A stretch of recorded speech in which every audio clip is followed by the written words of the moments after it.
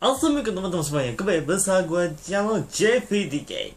Baiklah, kita akan lanjutkan episode update arc yang kali ini kita akan membahas tentang episode yang ke-15 yang berjudul Masa Depan yang Buram. Oke, jadi di sini melanjutkan episode sebelumnya ya, yang dimana si Yuma berada di rumah sakit dalam keadaan tidak sadarkan diri. Lalu di kantor skip mereka mendapatkan kabar dari dokter ya bahwa untuk saat ini si Yuma masih dalam keadaan tidak sadar alias koma. Dan pada kesempatan itulah, dalam mempertanyakan lokasinya Onyx di tempat yang sempat viral banget di sosmed yang pada akhirnya dihapus oleh JDF, disitulah Pak anggota skip bertanya-tanya mengenai apa yang sebenarnya terjadi kepada si Ishido. Karena si Ishido sendiri adalah salah satu anggota yang cukup dekat dari dalam timnya JDF itu. Di sini disertakan Yuma dan juga Alien Sweet di sini ya. Karena juga si Yuma ditarik paksa oleh Sweet untuk mengungkapkan apa yang sebenarnya terjadi tentang kejadian KD sekitar 16 tahun yang lalu. Ya, sayangnya sempat dicegat oleh Ark ya. Tapi saking kuatnya si Sweet itu, ya pada akhirnya si Yuma itu dibawa paksa oleh si Sweet ke kantor skip. Lalu menjelaskan tentang fenomena lubang hitam yang berada di atas langit bumi sekitar 1000 km dari bawah.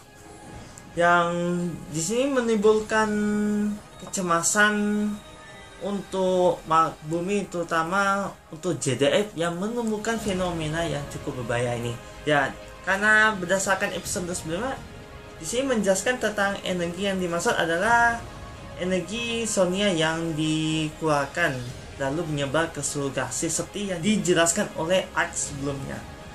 Di kejadian yang sama, ternyata bereaksi kepada seluruh monster yang ada di seluruh dunia, yang bereaksi tentang fenomena tersebut. Tidak lama kemudian, yang dimana selama 16 tahun kemudian, tentang codename yang bernama Onyx yang diberikan namanya oleh JDF itu masih dalam pencarian, hingga pada saat itu juga mereka menemukan di suatu tempat yang dimana ya, di hutan Kitsunegamori, yang merupakan tempat Onyx itu disimpan oleh Ark pada saat itu. Selain itu, dalam kemunculan Monogelos dan Digelos itu adalah salah satu bukti tentang kemunculan fenomena Onyx.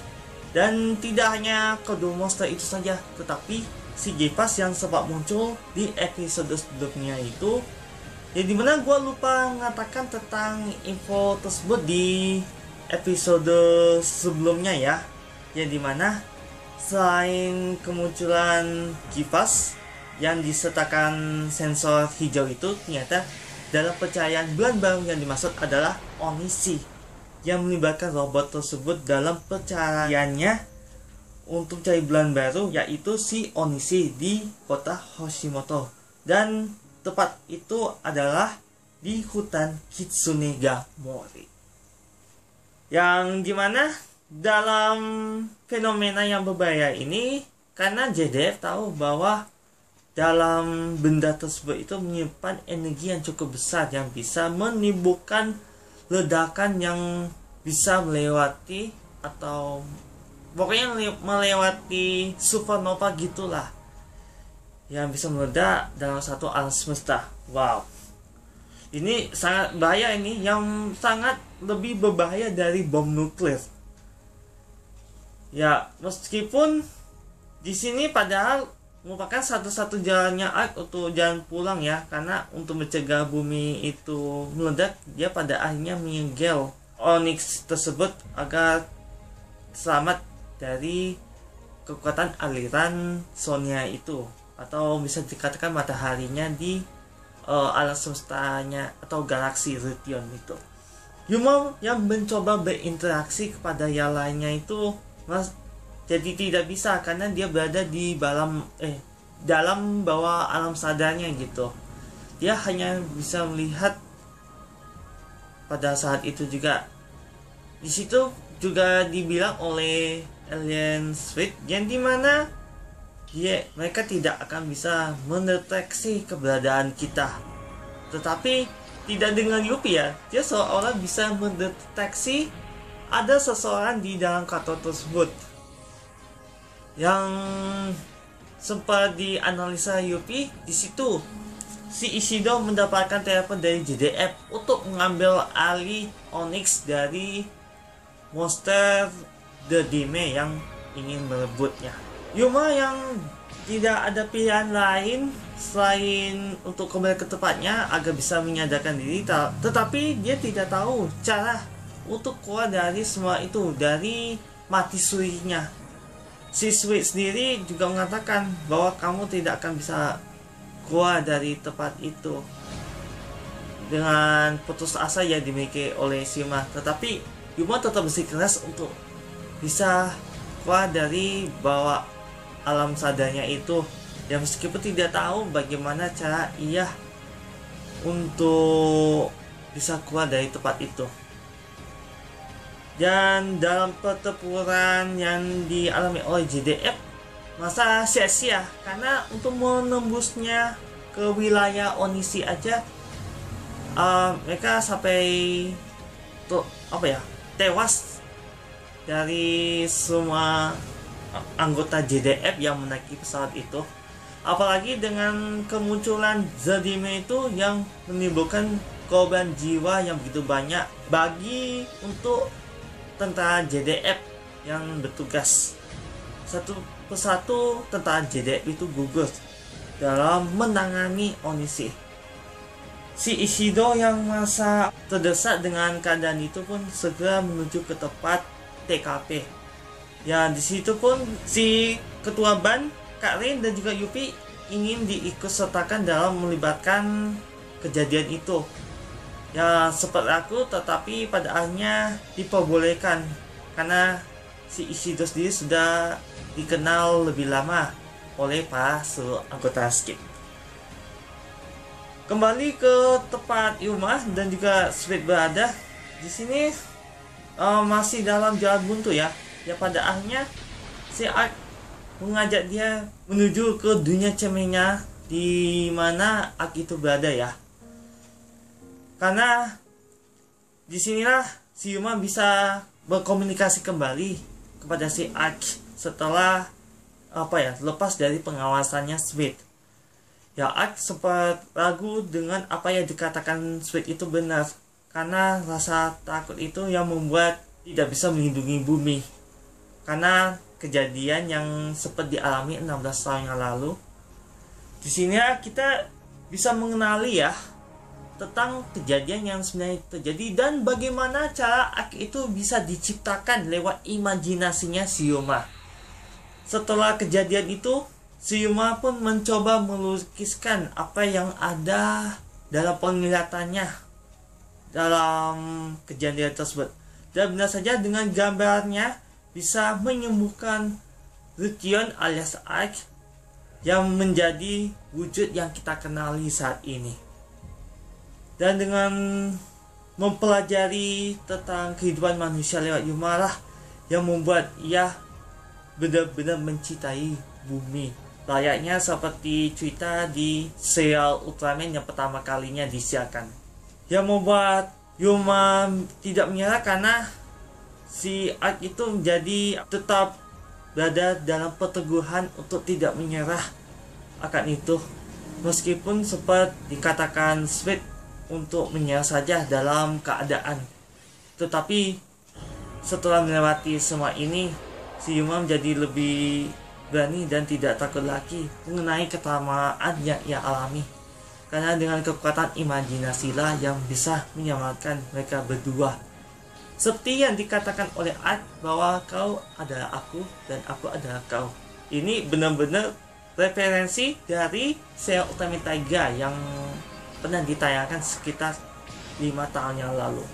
Ini gua ingat banget nih tentang kalimat yang satu ini. Ya pada akhirnya mereka berhasil keluar dari alam bawah sadarnya lalu menuju ke TKP. Dalam pertarungan selanjutnya, di sini Ark menghadapi Zodime yang hampir merusak segelnya Onishi untuk membuka portal kembali gerbang Zesu. Oh tidak salah ya. Kalau misalnya salah, silahkan kalian komen di bawah ini. Dan pertengahan-pertengahannya sempat dicegah oleh Sweet yang rasa tidak ingin rencananya dihalangi lagi.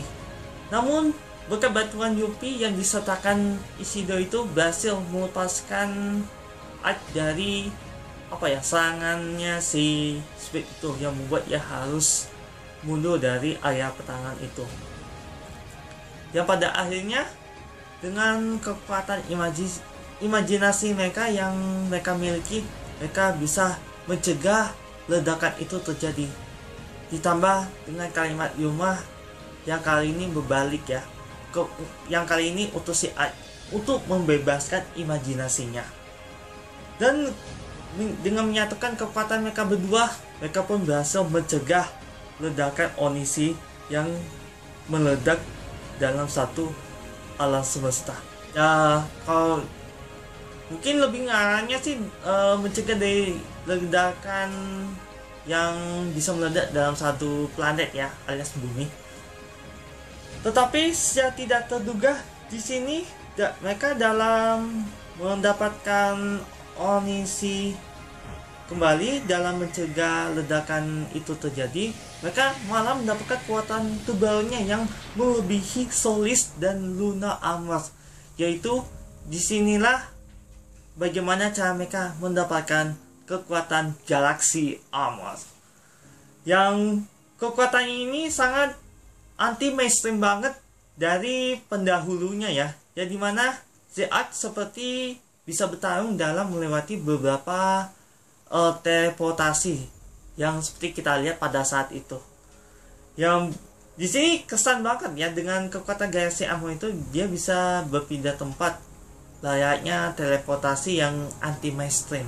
Apalagi dengan boomerang yang dimiliki oleh si Ark yang bernama Arc Phaser, yang merupakan slugger bagi si Ark. Tetapi tidak hanya itu saja, di sini keempat Arc Phaser itu bisa menyatu menjadi Arc Galaxer.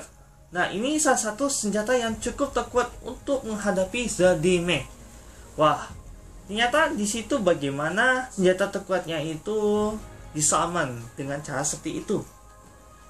Apalagi dengan menyatukan seluruh cube armornya ke dalam satu set di X Galaxer itu, yang menciptakan finisher terkuatnya yang bernama Galaxer Finalize, yang bisa mengalahkan si The Dam, termasuk si Sweet juga yang sempat melindungi tetapi tidak begitu kuat untuk menahan serangan Ark yang cukup kuat itu.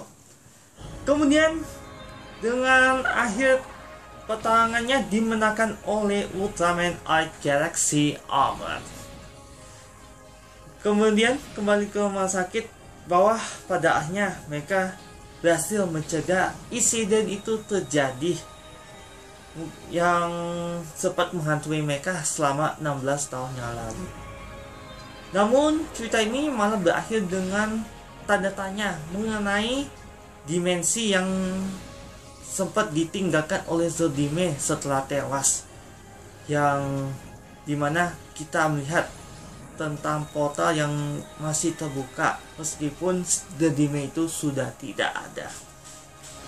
Dan berakhirlah untuk episode kali ini, yang mungkin akan menjadi teori bagi kita semua masing-masing ya, yang dimana ada salah satu teori yang mengatakan kemungkinan inikah bagaimana cara Ultraman Blazer muncul dalam dimensi tersebut. Bisa jadi juga sih. Tetapi dalam kaitan dengan black hole, di sini juga dibicarakan tentang fenomena black hole di atas langit bumi ini. Ya mungkin itu salah satu cara bagaimana Blazer itu bisa menuju ke universe-nya Ultraman Arc atau universe-nya si Yuma berada. Lalu mengenai kekuatan Ultraman Galaxy yang cukup fenomenal banget nih, sangat bener-bener memberi jempol untuk Ultraman Arc karena bener-bener anti-mainstream banget. Kalau teman-teman semuanya juga mengalami pendapat yang sama denganku untuk memberikan kedua jempol kepada Ultraman Arc pada episode kali ini, terutama untuk debut Galaxy Hour yang dimana sempat mengalami keputusasaan, tetapi dengan keberanian mereka kembali itu mereka bisa terlepas dari frustasi mereka dan juga depresi agar bisa terus maju tanpa menghadapi ke belakang. Ditambah lagi kalau si Sweet itu masa sangat disayangkan kalau harus tewas di episode ini. Yang sempat membingungkan juga bahwa si Sweet mengatakan bahwa tidak ada satupun yang bisa melihat kita pada saat itu di bawah alam sadarnya. Tetapi tidak dengan Yuppie, karena Yuppie itu diciptakan program khusus untuk bisa menganalisa apapun itu. Pokoknya robot serbaguna gitulah ya. Ditambah lagi dengan ability-nya si Yuppie itu bisa mengungkapkan pada mereka yang tidak bisa melihat tentang sosok yang dimaksud tersebut. Sangat luar biasa si Yuppie. Lalu untuk episode berikutnya bakalan menjadi recap ya. Waduh, recap pula. Yang kali berlanjut dari cerita sampingannya pada episode pertama itu tuh, yang katanya dipindahkan ke bagian utara. Di sini dijelaskan di bagian salah satu tempat utaranya Jepang ya. Tetapi gue kira itu Hokkaido, ternyata di cabang kota Miyako.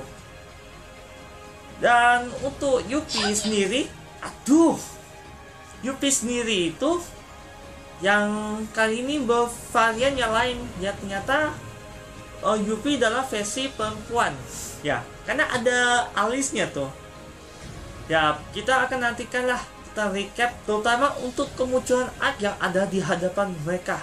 Wah, merasa penasaran nih bagaimana yang akan terjadi. Pokoknya jangan aja deh untuk pembahasan berikutnya. Baiklah, sekali lagi pada teman-teman semuanya yang sudah nonton video kali ini, terima kasih ya. Seperti biasa, jangan lupa like, komen, dan share video ini, serta jangan lupa untuk subscribe di channel YouTube Tokosesh.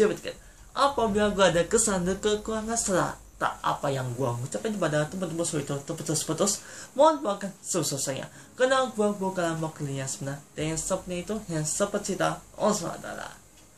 Sekian dan sampai jumpa. Wassalamualaikum warahmatullahi wabarakatuh, dan sampai jumpa next video.